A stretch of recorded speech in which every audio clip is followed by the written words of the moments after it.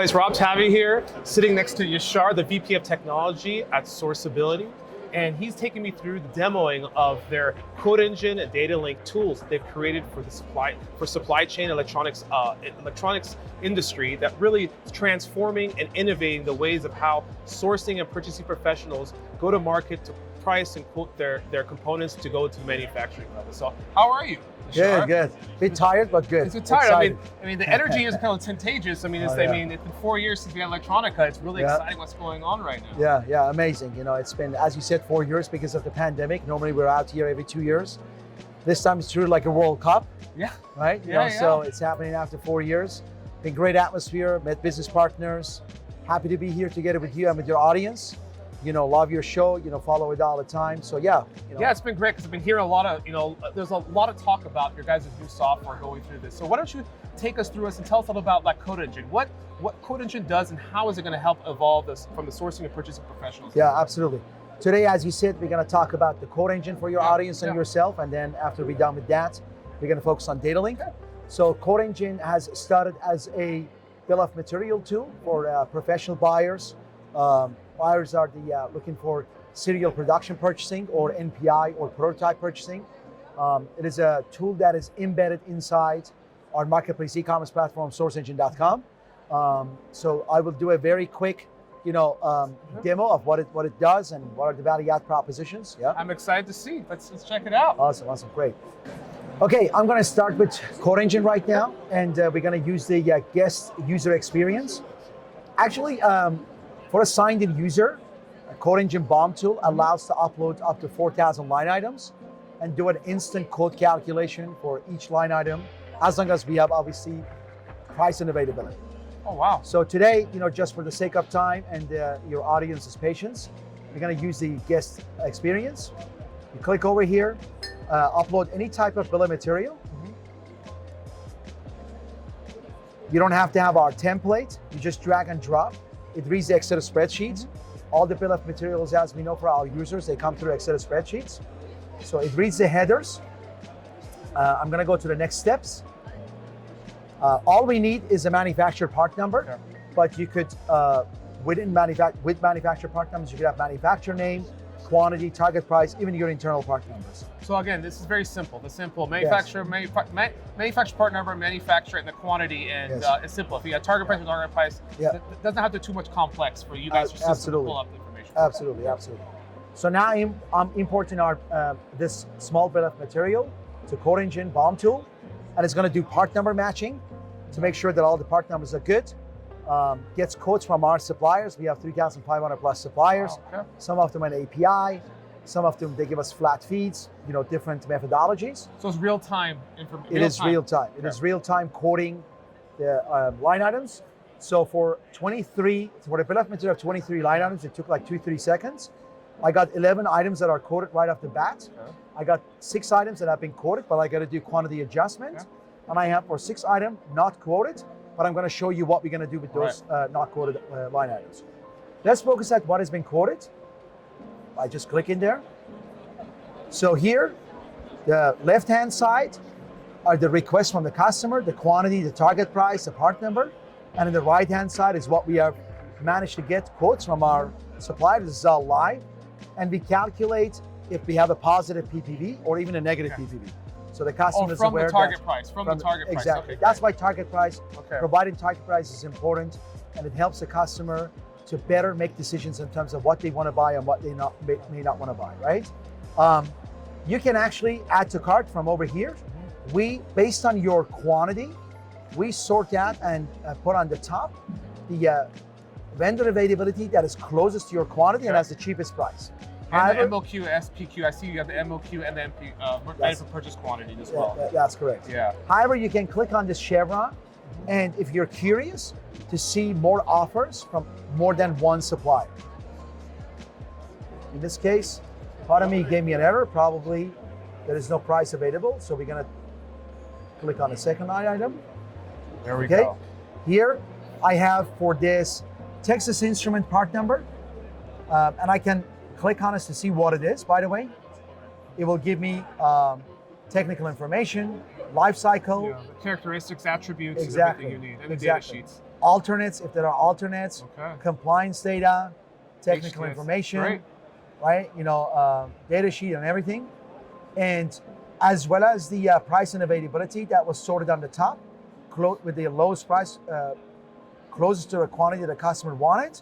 There is a second quote, which is signified with this blue, to make sure that you know that this quote that you didn't see when you click on the chevron, and you could alternate and decide that you select a different offer or the one that we had sorted on the top for you.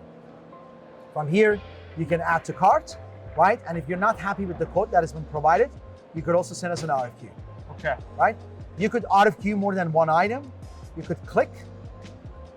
And click down and select. Select, and go right up here and submit RFQ. You can RFQ the entire bill of material, okay? And on the criteria that you have chosen here, you can export all of this into an Excel spreadsheet, take it to your system if you're working on an ERP system or another conduit system. Yeah. But if it's indigenous system to your own company, or you've chosen third-party other RFQ companies out there, you would be able to choose those and import this Excel spreadsheet there, right? On the line items that are not quoted, let's take a look at that. You could do a couple of different things. You could actually submit an RFQ. We quote you back. The quote then wouldn't be this within this source engine and within the BOM tool quote engine. But you could also do decide, okay, maybe there's an alternate available for this part number, and maybe that alternate has price and availability. Now, alternate we work on fit, form, and function because we think that that's the easiest available for the customer to make a decision on. You click on the compare the fit, form, and function. In this case, we have an Xperia product, BZX84C27.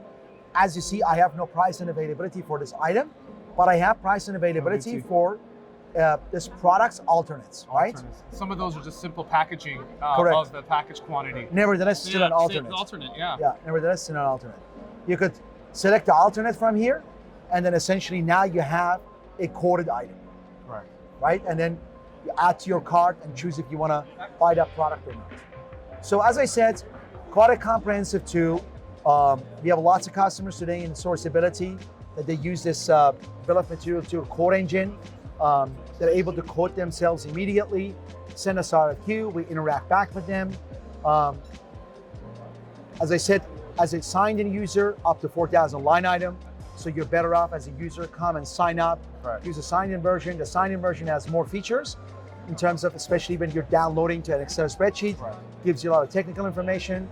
And, I mean, as a sourcing professional, put myself into the sourcing professional for a buyer, quickly because again, there's a challenge where buyers have too many websites, too much places to go. They want to go to one place to get the source of truth at one point quickly, because they have either they have a quick build, an MPI, or a quick project to quote. They need to get some costing, basic costing, or they need to go in for a quick buy. They need to get these costing because it's a quick, urgent order, especially, as we all know, the last couple of years has been challenging, but this tool can really facilitate and mitigate that disruption that's been happening. So it's excellent. That's right. Awesome, great. So we could now take a look at our second proposition today that we wanted to discuss, which is datalink.com. Now, Datalink is a market intelligence tool for the purpose of strategic purchasing, technical buyers, engineers, to make them more aware of the commercial reality for the items that they buy, within their bill of material, within their builds. So we think that a lot of decisions that are being made by the engineers is mostly focused on product info, right? Like technical information, life cycle, and maybe there's a bit of a lack of awareness to the commercial reality. And the last 18, 24 months with a lot of allocations, we have recognized that there is an opportunity to bring the customers in this sector, in this persona, again, strategic buying, engineers, technical buyers, to be more aware of that commercial reality. Yeah, so as put myself in an engineer standpoint, I mean, there's a lot of more attributes to becoming an engineer, because now we have life cycle, design and process, the length of it, if there's longevity. Because previously, this data intelligence wasn't available to buy, like, okay, this product's going to end of life in 6 months to a year. Engineers, previously have libraries. They just use those libraries and pick components to go into a certain project to design it. So this tool will now allow the engineer to be proactively giving them data. If they choose a build or 20, 30, or 100 components, they can have the life cycle, the product, the product age, the availability, the obsolescence or not, to be able to design and say, okay, this is validated, this is a great product. Or does it also have alternatives too in there for some of the products to give some alternatives? Because again, proactively suggesting an alternative for a component to, again, today's supply chain disruptions, have single AVL, multiple AVLs for that engineer to design in, again, that transfer to the sourcing side. So, yeah, absolutely. And the alternates are from the commercial standpoint, do an analysis, so we're going to do that. Now, this tool is not open. It's a paid tool. It's a subscription based, unlike Source Engine, Code Engine, because in Source Engine or Code Engine, our monetization opportunity is by add to the cart and checkout. So we're selling electronic components. Here, essentially, we're selling data, or we're sending subscription to the data through the tool. So I'm going to do a login as a user.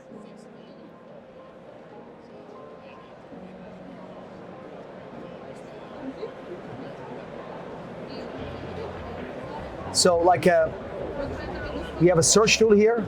I'm going to search for a component.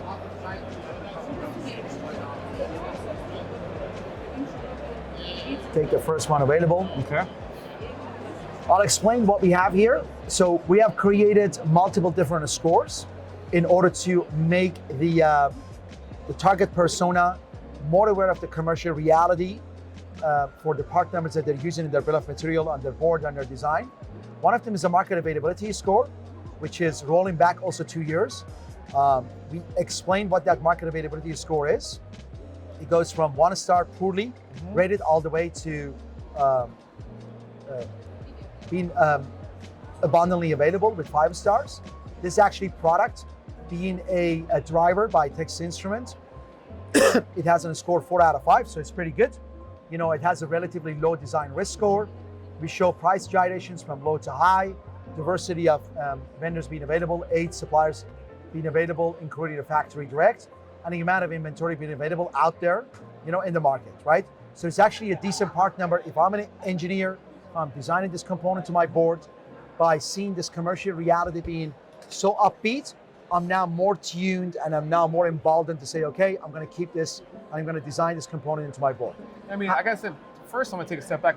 This dashboard, UI is excellent. For as a professional coming into it, it gives you all the data points quickly, to the quick in an eye, the dashboard, the risk, the pricing, the market availability with just one screen. Yeah, so absolutely. You can quickly make a decision and reduce the amount of time to doing, studying and do the research to find out what's going on with the part. That's right. Which is very easy. I mean, the UI, the user acceptance is excellent. Excellent. Yeah, absolutely. But not every part number is as easy as this, right? And obviously in Data Link, we're also having, as well as a single part number search, we have opportunity to search for BOM. Okay. So this is a bill of material sample of an 87 part numbers. You can upload multiple bill of material at a pace of 100 line item per bill of material. Let's take a look at this Nexperia product, which maybe is not that easy as that Texas Instrument product. So it's actually terrible, right? Now, here's the interesting part. Market availability, even for the past year, has been 0. Very high design risk score, but an active lifecycle component. So imagine the engineer doesn't have access to anything below the first line, right? Because active lifecycle, ROS compliant, great, I love it, right? Normally an engineer will look at the technical information, data sheets, right? But from the commercial standpoint, if they don't have this dashboard, they're not gonna see, well, this product is not optimally available. There is no availability in the market. It has a very high design risk score. There is no price low and high, no diversity of vendor, nothing whatsoever. It's a terrible part number if you have it in your bill of material, right? So what we do, we offer a solution. We do the market availability of the alternates of the part number, average sum. We take a look at the alternates, and we try to see, okay, can we have a part number that is more easily purchasable, right? And in this case, let's take a look at, for example, this SN74HC132D, which is a Texas Instrument, not an Nexperia in this case, fit form and function equivalent, right? And let's see if this product is more commercially available than the previous one. And in this case, as much as there is still a design risk, but that design risk is much easier than what we were looking at.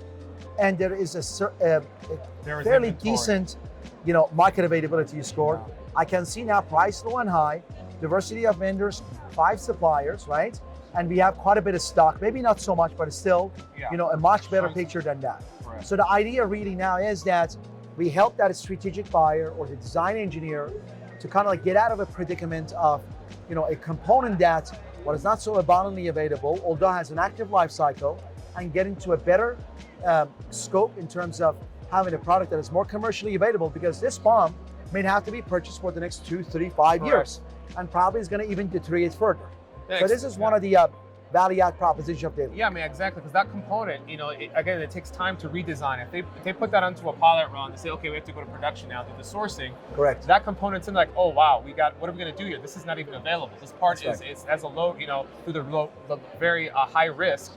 So we can find a medium risk, add to the AVL that is form fit function. That is right. That there is components out there, so it can reduce the amount of mitigate that disruption that could happen once it goes to production. That's again, because as we know, engineering and sourcing sometimes don't correlate within this. So that's right. having the engineering side being proactive to give more information and data to the sourcing, to the sourcing components, really helps that turnover time and also efficiency through the supply chain. Yep. So it really helps. I mean, it doesn't matter how big of a manufacturer, small, medium, or large, it's proactive to the system. This is an excellent tool to help all the engineers and the manufacturers out there. Yeah, absolutely. Yeah. We're working on this. It's been a great opportunity for us also here at Electronica to showcase this and talk to a bunch of customers. Right. Get some feedback, enhance it moving forward. So we think that it's a good value-add proposition for the customers, and Can I ask, to answer a question, like how large is your data intelligence? How many SKUs are in there? Yeah, so we have, as we have written, and we have it on sourceengine.com, we have over 1 billion SKUs. Okay. Right, that's maybe not for all the billion, we have price and availability. How many billion SKUs, how much are you populated with attributes? How much, what the type percentage? All the 1 billion have product info in terms of attributes, but in terms of price and availability, it's somewhere around 20 million plus. Okay. So commonly used part numbers that are normally stocked in the marketplace. Correct. Distribution. Again, there's a lot of non-stocking items that don't have so much. So it's one to understand. So 20 million is an exorbitant amount of components and data out there, and especially the common parts that are used. So that's excellent. That's excellent for the research intelligence. Okay.